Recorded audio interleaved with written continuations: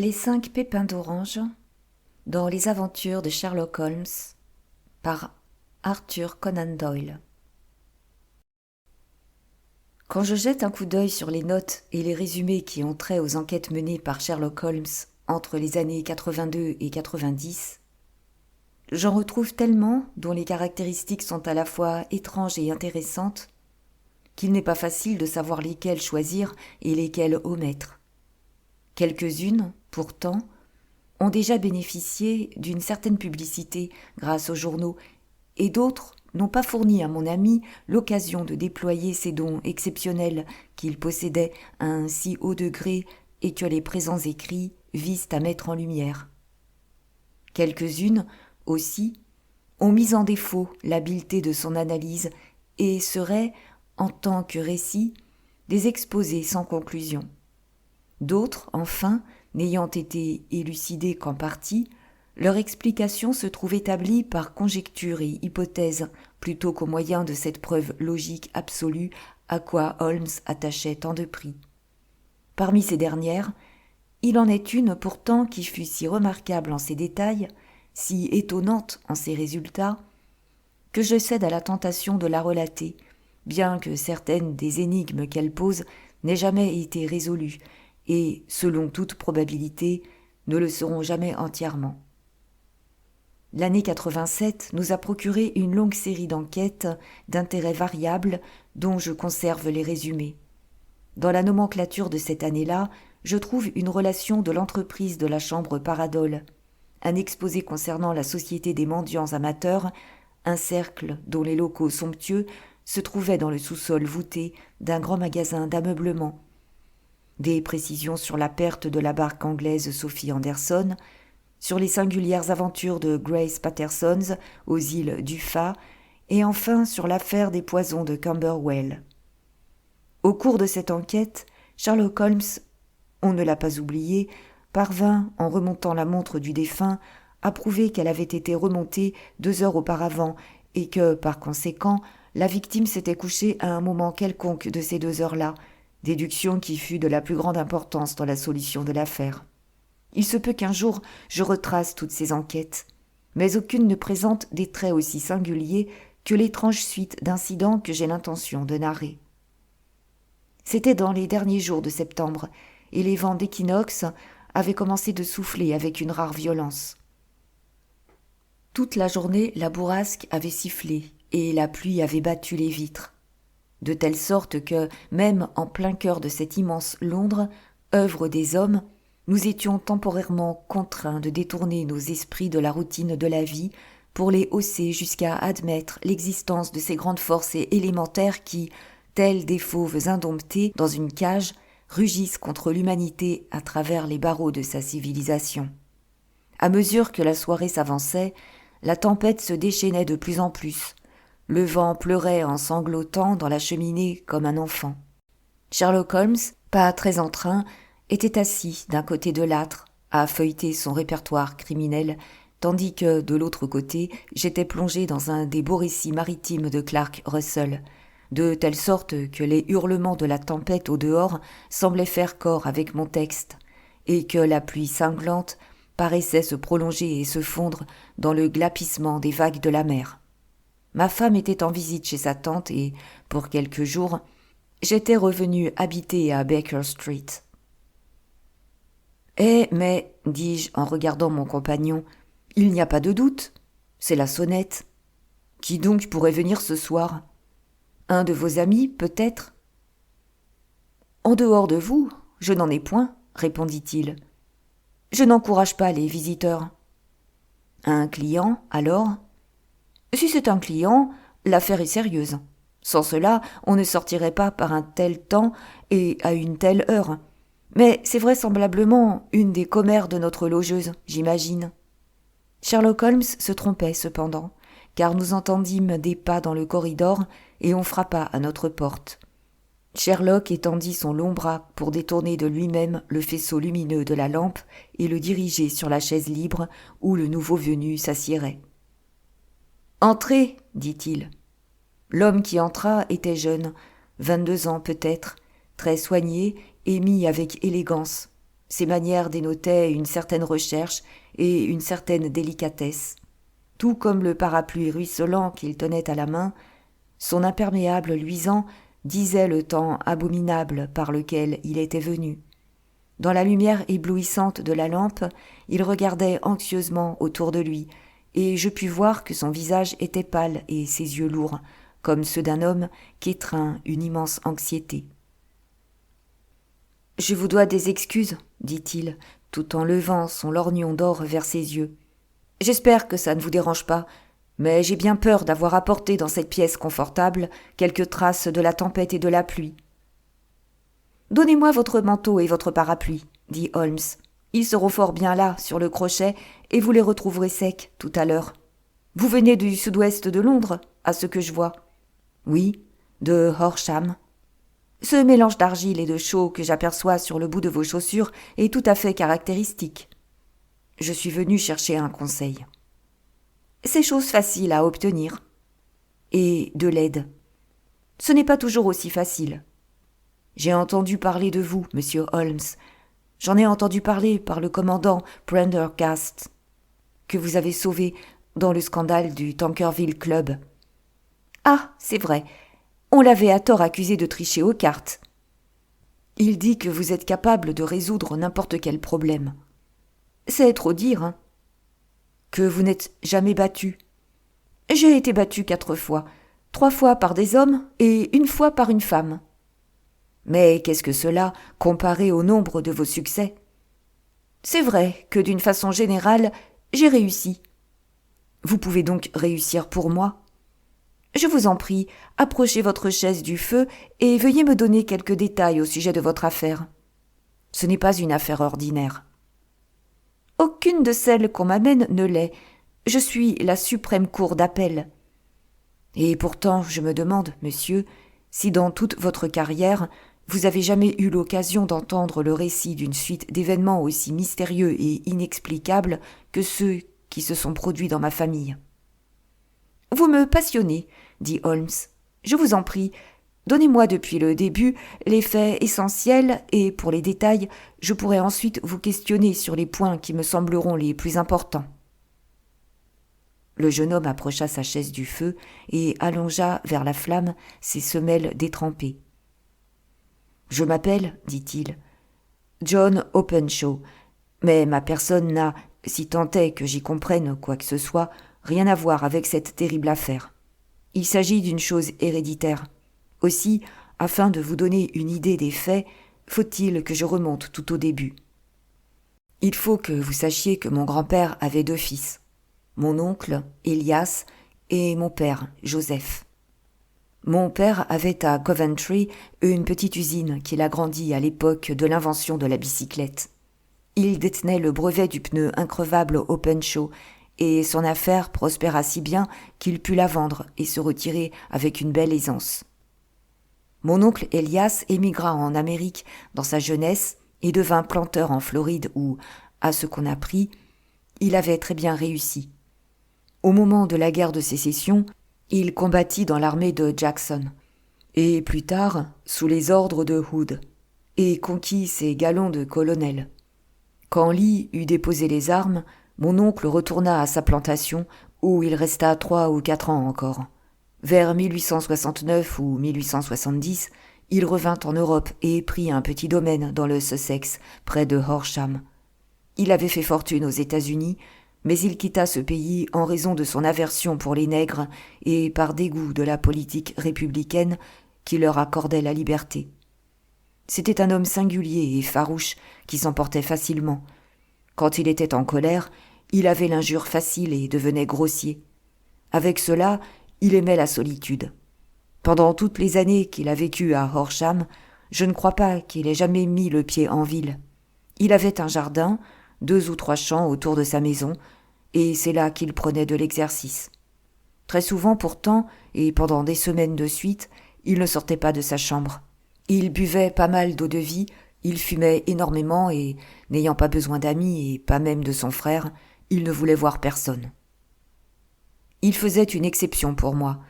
En fait, il me prit en affection, car lorsqu'il me vit pour la première fois, j'étais un gamin d'12 d'années. Cela devait se passer en 1878, alors qu'il était en Angleterre depuis 8 ou 9 ans. Il demanda à mon père de me laisser venir habiter chez lui et, à sa manière, il fut très bon avec moi. Quand il n'avait pas bu, il aimait jouer avec moi au tric-trac et aux dames, et il me confiait le soin de le représenter auprès des domestiques et des commerçants, de telle sorte qu'aux environs de ma 16e année, j'étais tout à fait le maître de la maison. J'avais toutes les clés et je pouvais aller où je voulais et faire ce qu'il me plaisait, à condition de ne pas le déranger dans sa retraite. Il y avait, pourtant, une singulière exception, qui portait sur une seule chambre, une chambre de débarras en haut dans les mansardes, qu'il gardait constamment fermée à clé, où il ne tolérait pas qu'on entrât, ni moi ni personne. Curieux, comme tout enfant, j'ai un jour regardé par le trou de la serrure, mais je n'ai rien pu voir d'autre que le ramassis de vieilles malles et de ballots qu'on peut s'attendre à trouver dans une pièce de ce genre. Un matin, au petit déjeuner, c'était en mars 1883, une lettre affranchie d'un timbre étranger se trouva devant l'assiette du colonel. Avec lui, ce n'était pas chose courante que de recevoir des lettres, car il payait comptant toutes ses factures et n'avait aucun ami. « Des Indes, dit-il en la prenant. Le cachet de Pondichéry. Qu'est-ce que ça peut bien être ?» Il l'ouvrit aussitôt et il en tomba 5 petits pépins d'orange desséchés qui sonnèrent sur son assiette. J'allais en rire, mais le rire se figea sur mes lèvres en voyant son visage. Sa lèvre pendait, ses yeux s'exorbitaient, sa peau avait la pâleur du mastic et il regardait fixement l'enveloppe qu'il tenait toujours dans sa main tremblante. « s'écria-t-il, puis « Seigneur, mes péchés sont retombés sur moi !»« Qu'est-ce donc, mon oncle ?» m'écriai-je. « La mort, dit-il. » Et, se levant de table, il se retira dans sa chambre. Je restais seul, tout frémissant d'horreur. Je ramassai l'enveloppe et je vis, griffonnée à l'encre rouge sur le dedans du rabat, juste au-dessus de la gomme, la lettre K 3 fois répétée. À part les 5 pépins desséchés, il n'y avait rien d'autre à l'intérieur. Quel motif pouvait avoir la terreur qui s'était emparée de mon oncle ? Je quittai la table et, en montant l'escalier, je le rencontrai qui redescendait. Il tenait d'une main une vieille clé rouillée qui devait être celle de la mansarde, et de l'autre une petite boîte en cuivre qui ressemblait à un petit coffret à argent. « Qu'ils fassent ce qu'ils veulent, je les tiendrai bien encore en échec, » dit-il, avec un juron. « Dis à Marie qu'aujourd'hui je veux du feu dans ma chambre, et envoie chercher Fordham, le notaire de Horsham. » Je fis ce qu'il me commandait, et quand le notaire fut arrivé, on me fit dire de monter dans la chambre de mon oncle. Un feu ardent brûlait, et la grille était pleine d'une masse de cendres noires et duveteuses, comme si l'on avait brûlé du papier. La boîte en cuivre était à côté, ouverte et vide. En y jetant un coup d'œil, j'eus un haut-le-corps, car j'aperçus, inscrit en caractères d'imprimerie sur le couvercle, le triple K que j'avais vu, le matin, sur l'enveloppe. « Je veux, John, dit mon oncle, que tu sois témoin de mon testament. Je laisse ma propriété, avec tous ses avantages et ses désavantages, à mon frère, ton père. Après qui, sans doute, elle te reviendra. Si tu peux en jouir en paix, tant mieux. Si tu trouves que c'est impossible, suis mon conseil, mon garçon, et abandonne-la à ton plus terrible ennemi. Je suis désolé de te léguer ainsi une arme à 2 tranchants, mais je ne saurais dire quelle tournure les choses vont prendre. Aie la bonté de signer ce papier-là à l'endroit où M. Fordham te l'indique. » Je signai le papier, comme on m'y invitait, et le notaire l'emporta. Ce singulier incident fit sur moi, comme vous pouvez l'imaginer, l'impression la plus profonde, et j'y songeais longuement. Je le tournais et retournais dans mon esprit, sans pouvoir rien y comprendre. Pourtant, je n'arrivais pas à me débarrasser du vague sentiment de terreur qu'il me laissait. Mais l'impression devenait moins vive à mesure que les semaines passaient et que rien ne venait troubler le train-train ordinaire de notre existence. Toutefois, mon oncle changeait à vue d'œil. Il buvait plus que jamais, et il était encore moins enclin à voir qui que ce fût. Il passait la plus grande partie de son temps dans sa chambre, la porte fermée à clé de l'intérieur, mais parfois il en sortait et, en proie à une sorte de furieuse ivresse, il s'élançait hors de la maison et, courant par tout le jardin, un revolver à la main, criait que nul ne lui faisait peur et que personne, homme ou diable, ne le tiendrait enfermé comme un mouton dans un parc.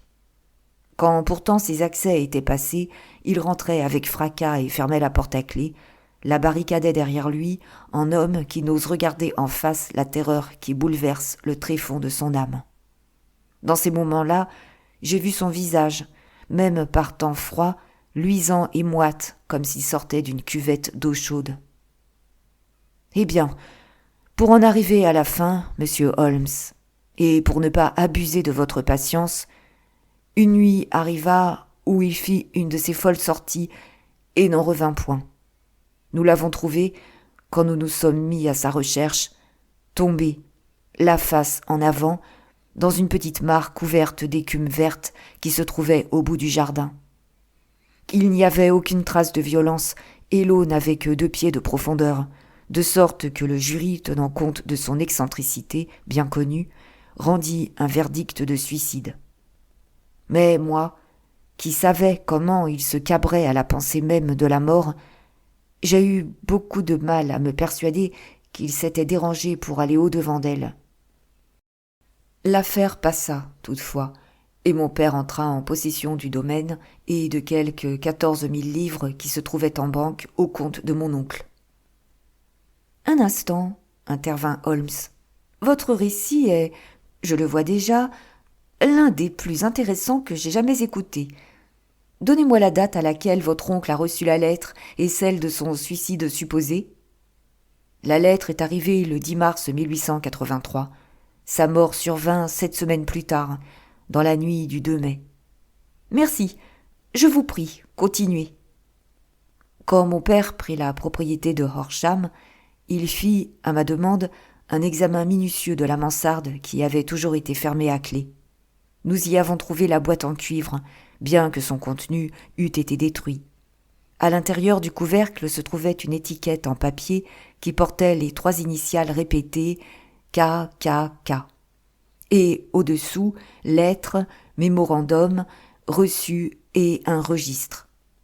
Ces mots, nous le supposions, indiquaient la nature des papiers que le colonel Openshaw avait détruits. Quant au reste, il n'y avait rien de bien important dans la pièce, sauf éparpillés çà et là de nombreux journaux et des carnets qui se rapportaient à la vie de mon oncle en Amérique. Quelques-uns dataient de la guerre de Sécession et montraient qu'il avait bien fait son devoir et s'était acquis la renommée d'un brave soldat. D'autres dataient de la refonte des États du Sud et concernaient, pour la plupart, la politique, car il avait évidemment pris nettement position contre les politiciens d'antichambre que l'on avait envoyés du Nord. Ce fut donc au commencement de 1884 que mon père vint demeurer à Horsham et tout alla aussi bien que possible jusqu'à janvier 1885. 4 jours après le Nouvel An, comme nous étions à table pour le petit déjeuner, j'entendis mon père pousser un vif cri de surprise. Il était là, avec dans une main une enveloppe qu'il venait d'ouvrir, et dans la paume ouverte de l'autre, 5 pépins d'orange desséchés. Il s'était toujours moqué de ce qu'il appelait mon histoire sans queue ni tête à propos du colonel, mais il paraissait très perplexe et très effrayé maintenant que la même chose lui arrivait. « Eh quoi, diable, qu'est-ce que cela veut dire, John ?» balbutia-t-il. Mon cœur soudain devint lourd comme du plomb. « C'est KKK, dis-je. » Il regarda l'intérieur de l'enveloppe. « C'est bien cela !» s'écria-t-il. « Voilà les lettres. Mais qu'y a-t-il d'écrit au-dessus ?» Je lus en regardant par-dessus son épaule. Il y avait « Mettez les papiers sur le cadran solaire ». « Quel papier ? Quel cadran solaire ? demanda-t-il. « Le cadran solaire du jardin. »« Il n'y en a pas d'autre, dis-je. Mais les papiers doivent être ceux qui ont été détruits. » Bah, dit-il, faisant un effort pour retrouver du courage. Nous sommes dans un pays civilisé, ici, et des niaiseries de ce genre ne sont pas de mise. D'où cela vient-il ? De Dundee, répondis-je en regardant le cachet de la poste. C'est une farce absurde, dit-il. En quoi les cadrans solaires et les papiers me concernent-ils ? Je ne veux tenir aucun compte de pareilles sottises. J'en parlerai à la police à ta place, dis-je. Il se moqua de moi pour ma peine. Pas de ça. Alors, permets-moi de le faire. Non, je te le défends. Je ne veux pas qu'on fasse des histoires pour une pareille baliverne. Il était inutile de discuter, car il était très entêté. Je m'en allais, le cœur lourd de pressentiments. Le 3e jour après l'arrivée de cette lettre, mon père quitta la maison pour aller rendre visite à un de ses vieux amis, le commandant Fort Body, qui commandait un des forts de Portsdown Hill. J'étais content de le voir s'en aller, car il me semblait qu'il s'écartait du danger en s'éloignant de notre maison. Je me trompais. Le 2e jour de son absence, je reçus un télégramme du commandant qui me suppliait de venir sur-le-champ. Mon père était tombé dans une des profondes carrières de craie qui sont si nombreuses dans le voisinage, et il gisait sans connaissance, le crâne fracassé. Je me hâtais de courir à son chevet, mais il mourut sans avoir repris connaissance. Il revenait, paraît-il, de Farnham au crépuscule, et comme le pays lui était inconnu et que la carrière n'était pas clôturée, le jury n'hésita pas à rapporter un verdict de mort accidentelle. Bien que j'aie soigneusement examiné les circonstances dans lesquelles il mourut, je n'ai rien pu trouver qui suggérât l'idée d'un assassinat. Il n'y avait aucune trace de violence, aucune trace de pas, rien n'avait été volé, et on n'avait signalé la présence d'aucun inconnu sur les routes. Et pourtant, je n'ai pas besoin de vous dire que j'étais loin d'avoir l'esprit tranquille et que j'étais à peu près certain qu'il avait été victime d'une infâme machination. Ce fut en janvier 1885 que mon pauvre père mourut. 2 ans et 8 mois se sont écoulés depuis.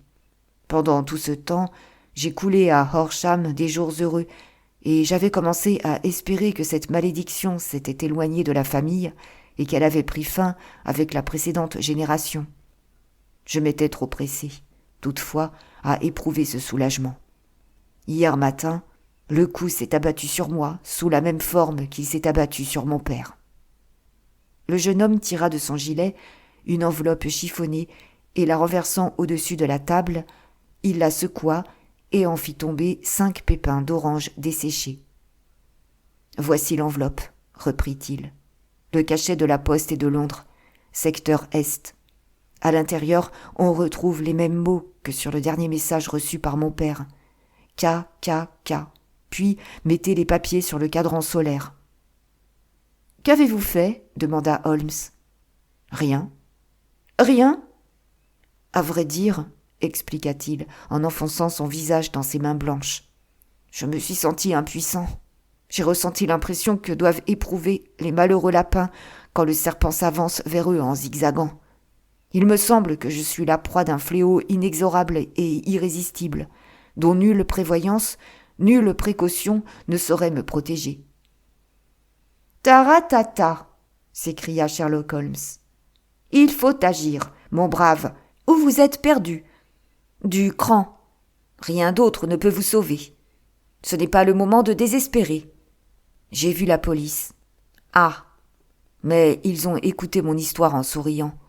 Je suis convaincu que l'inspecteur est d'avis que les lettres sont de bonnes farces et que la mort des miens fut réellement accidentelle, ainsi que l'ont déclaré les jurys, et qu'elle n'avait rien à voir avec les avertissements. » Holmes agita ses poings en l'air.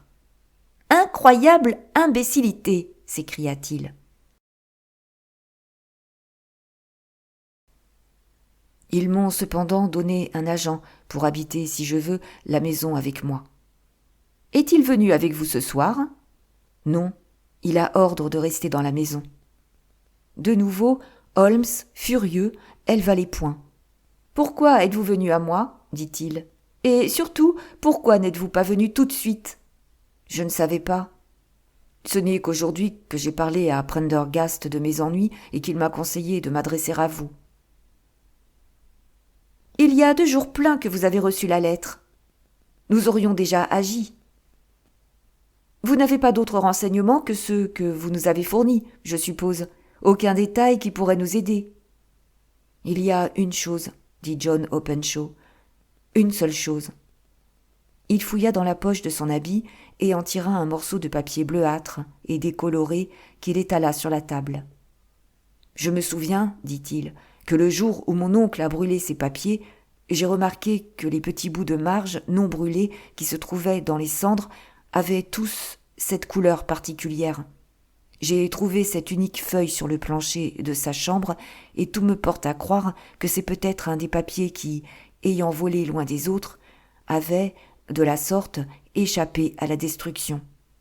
Sauf qu'il y ait question de pépins, je ne pense pas qu'il puisse nous être d'une grande utilité. Je crois, pour ma part, que c'est une page d'un journal intime.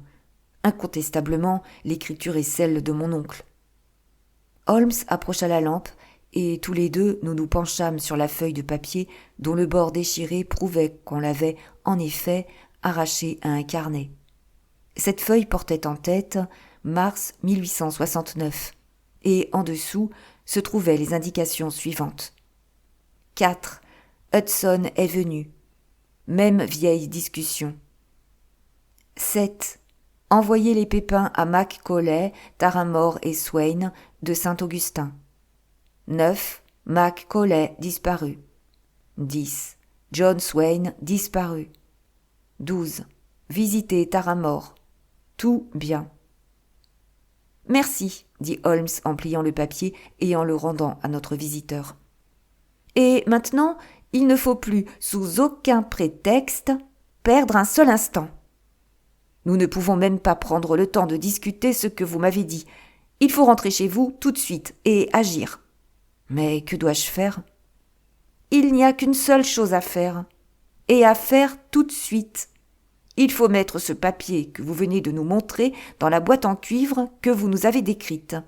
Il faudra aussi y joindre un mot disant que tous les autres papiers ont été brûlés par votre oncle et que c'est là le seul qui reste.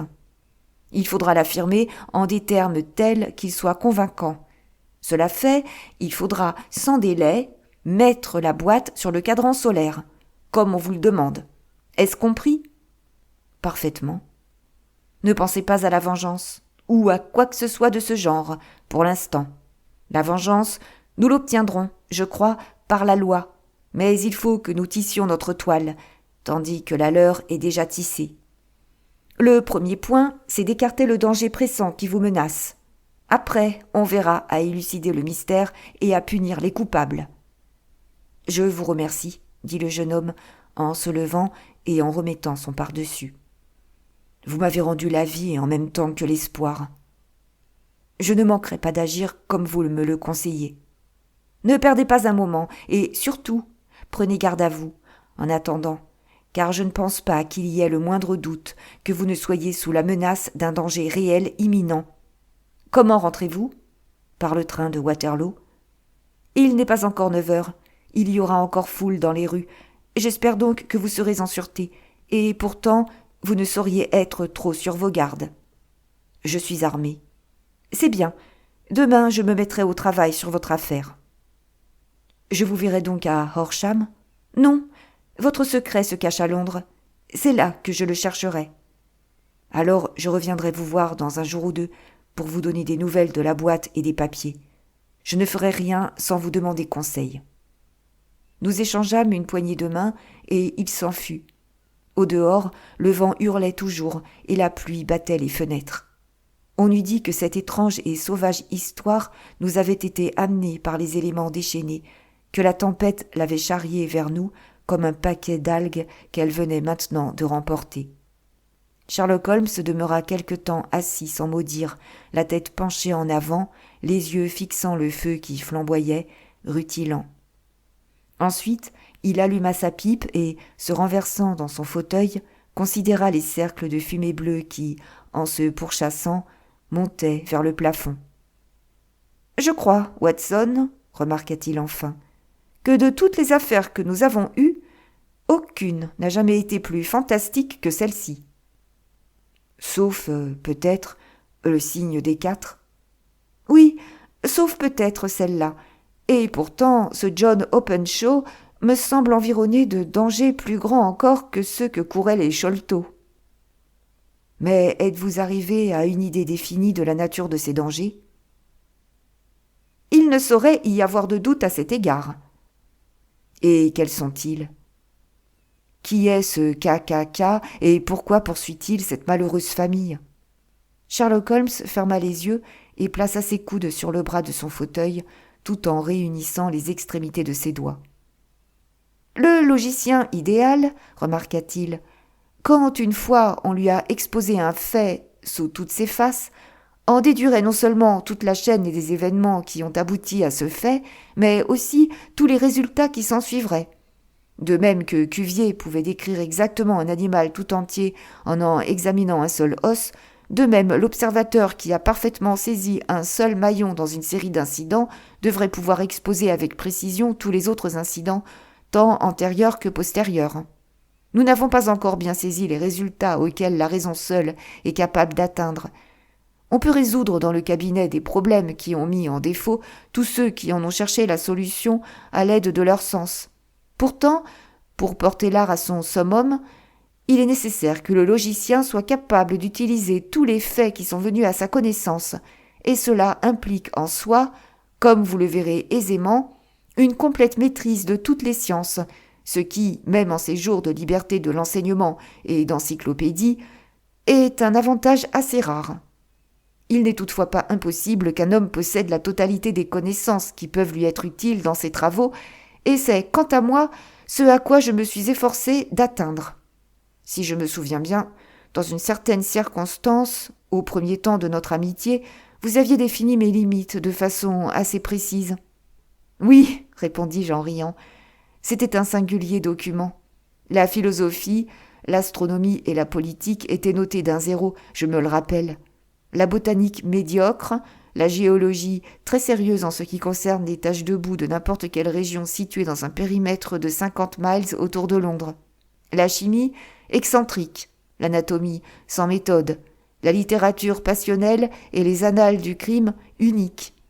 Je vous appréciais encore comme violoniste, boxeur, épéiste, homme de loi, et aussi pour votre auto-intoxication par la cocaïne et le tabac. C'étaient là, je crois, les principaux points de mon analyse. La dernière remarque fit rire mon ami. « Eh bien, dit-il, je répète aujourd'hui, comme je le disais alors, qu'on doit garder sa petite mansarde intellectuelle garnie de tout ce qui doit vraisemblablement servir et que le reste peut être relégué dans les débarras de la bibliothèque, où on peut les trouver quand on en a besoin. Or, dans un cas comme celui que l'on nous a soumis ce soir, nous avons certainement besoin de toutes nos ressources. Ayez donc la bonté de me passer la lettre K de l'encyclopédie américaine, qui se trouve sur le rayon à côté de vous. Merci. Maintenant, considérons la situation et voyons ce qu'on peut en déduire. Tout d'abord, nous pouvons, comme point de départ, présumer non sans de bonnes raisons que le colonel Openshaw avait des motifs très sérieux de quitter l'Amérique. À son âge, les hommes ne changent pas toutes leurs habitudes et n'échangent point volontiers le charmant climat de la Floride pour la vie solitaire d'une cité provinciale d'Angleterre. Son grand amour de la solitude dans notre pays fait naître l'idée qu'il avait peur de quelqu'un ou de quelque chose. Nous pouvons donc supposer, et ce sera l'hypothèse d'où nous partirons, que ce fut la peur de quelqu'un ou de quelque chose qui le chassa d'Amérique. Quant à la nature de ce qu'il craignait, nous ne pouvons la déduire qu'en considérant les lettres terribles que lui-même et ses successeurs ont reçues. Avez-vous remarqué les cachets postaux de ces lettres ? La première venait de Pondichéry, la seconde de Dundee et la troisième de Londres. De Londres, secteur Est. Qu'en déduisez-vous ? Ce sont tous les trois des ports. J'en déduis que celui qui les a écrites était à bord d'un vaisseau. Excellent, Watson. Nous avons déjà un indice. On ne saurait mettre en doute qu'il y a des chances, de très fortes chances, que l'expéditeur fût à bord d'un vaisseau. Et maintenant, considérons un autre point. Dans le cas de Pondichéry, 7 semaines se sont écoulées entre la menace et son accomplissement.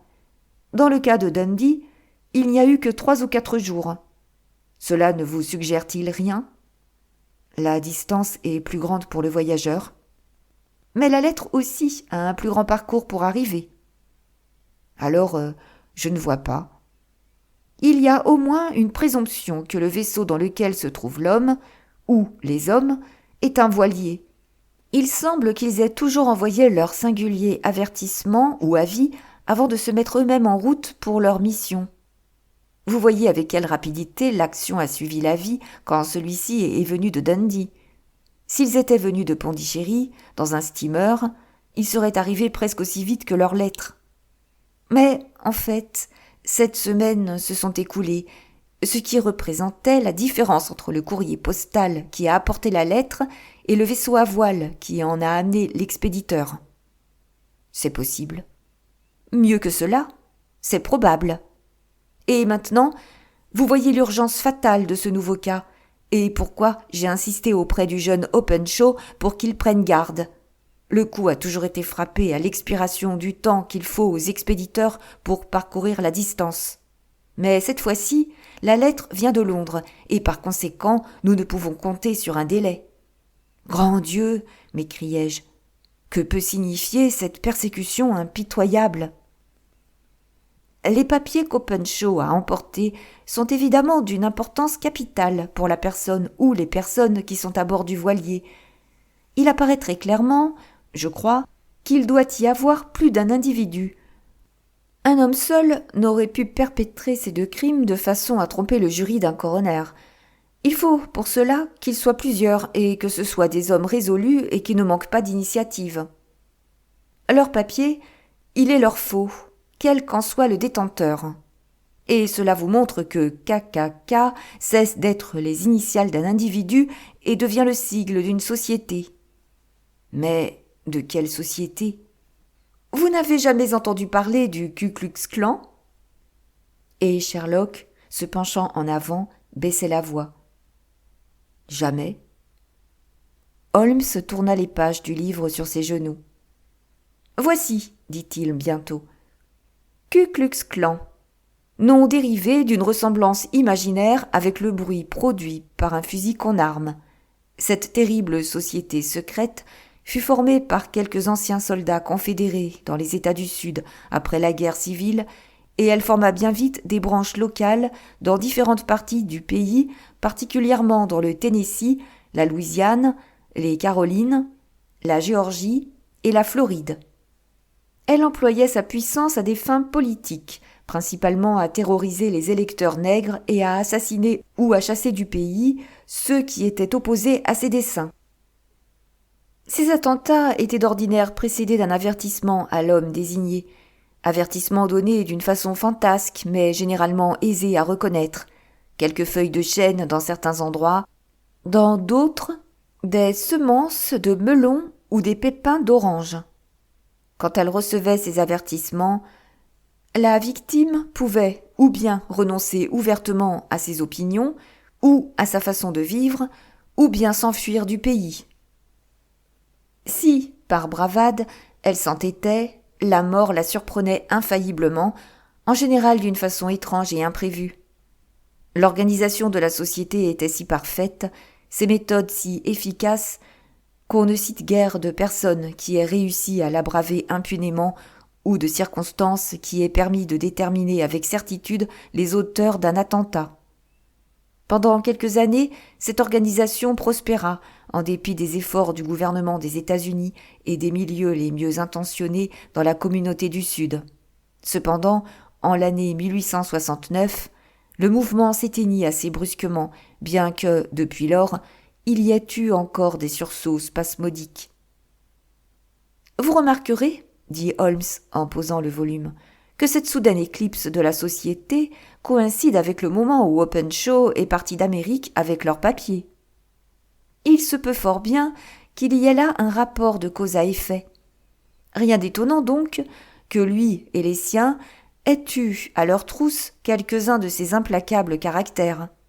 Vous pouvez comprendre que ce registre et ce journal aient pu mettre en cause quelques personnalités de tout premier plan des États du Sud, et qu'il puisse y en avoir pas mal qui ne dormiront pas tranquilles tant qu'on n'aura pas recouvré ces papiers.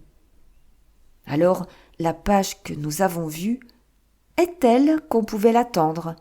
Si je me souviens bien, elle portait « Envoyer les pépins à A, B et C », c'est-à-dire l'avertissement de la société leur a été adressé. Puis viennent les notes indiquant que A et B ont ou disparu ou quitté le pays, et enfin que C a reçu une visite dont, j'en ai bien peur, le résultat a dû lui être funeste.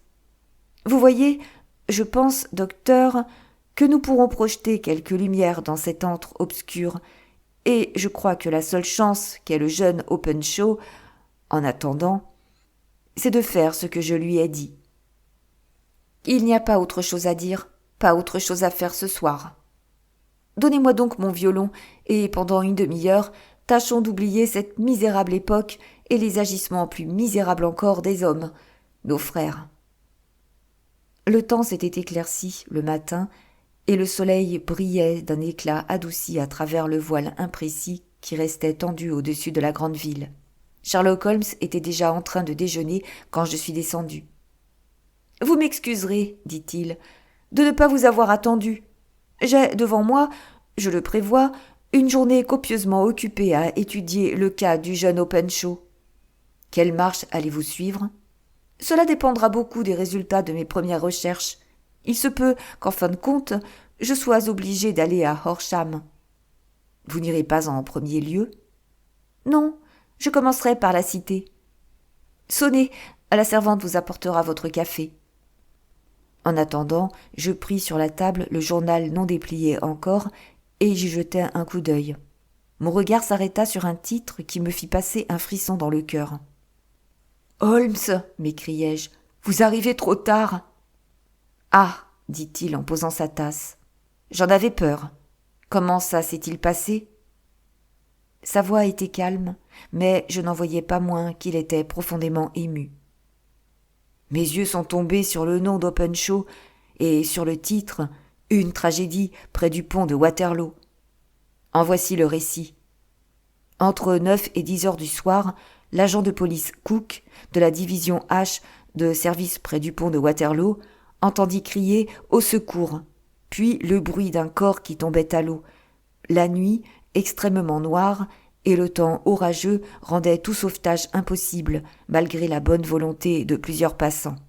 L'alarme, toutefois, fut donnée, et avec la coopération de la police fluviale, le corps fut trouvé un peu plus tard. C'était celui d'un jeune homme dont le nom, si l'on en croit une enveloppe qu'on trouva dans sa poche, serait John Openshaw, et qui habiterait près de Horsham.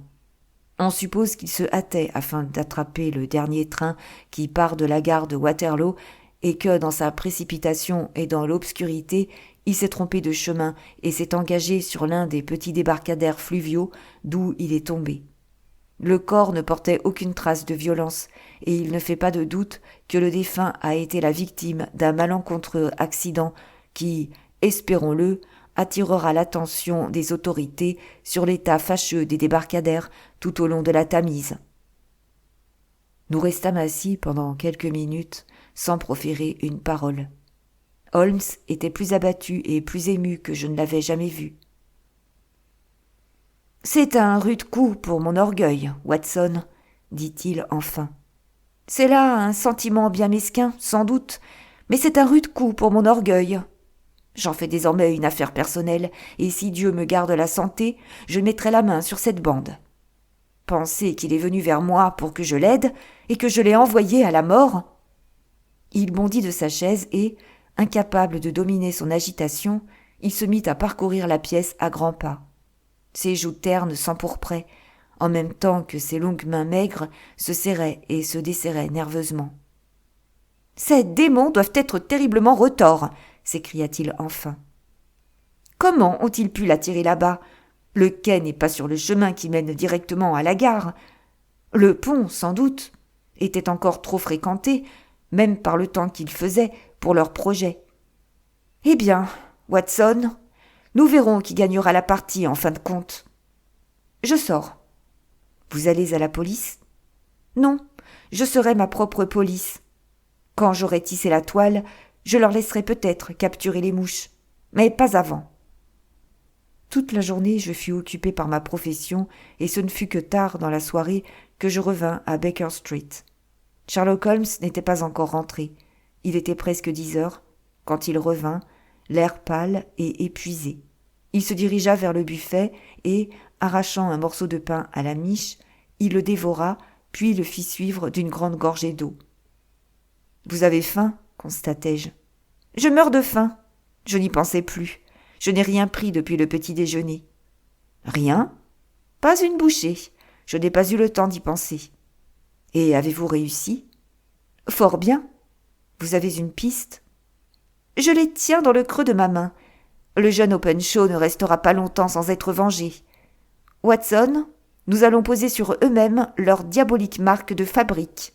C'est une bonne idée. » Il prit une orange dans le buffet, l'ouvrit et en fit jaillir les pépins sur la table. Il en prit 5, qu'il jeta dans une enveloppe. À l'intérieur du rabat, il écrivit « S.H.